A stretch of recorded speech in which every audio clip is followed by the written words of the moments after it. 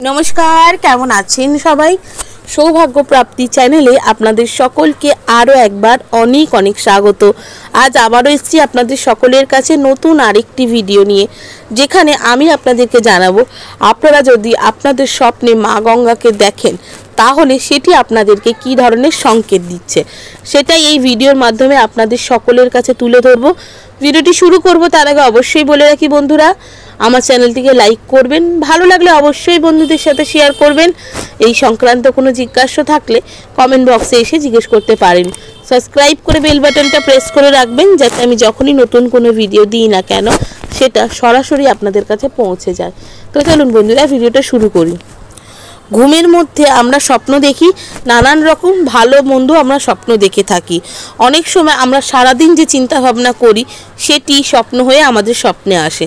তার উপর যদি আপনারা নিজেদের স্বপ্নে মা গঙ্গাকে দেখে থাকেন তাহলে এই স্বপ্নটি শুভ না অশুভ সেটাই এই ভিডিওর মাধ্যমে জানাবো। গঙ্গা নদী মায়ের মর্যাদা পেয়েছে। এই পবিত্র নদীতে স্নান করা খুবই শুভ।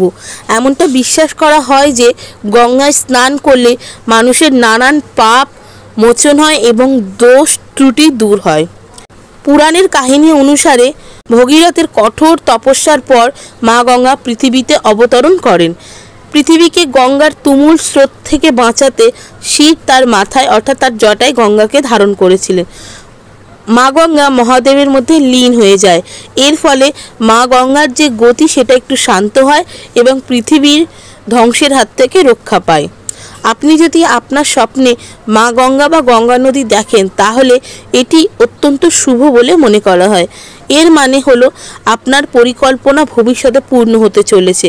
এই পরিকল্পনাটি সম্পূর্ণ করার সুবিধা সুযোগ সবই আপনি লাভ করবেন, তার সাথে সুসুবিধা পাবেন এবং আর্থিক লাভও এনে দেবে এই ধরনের স্বপ্ন।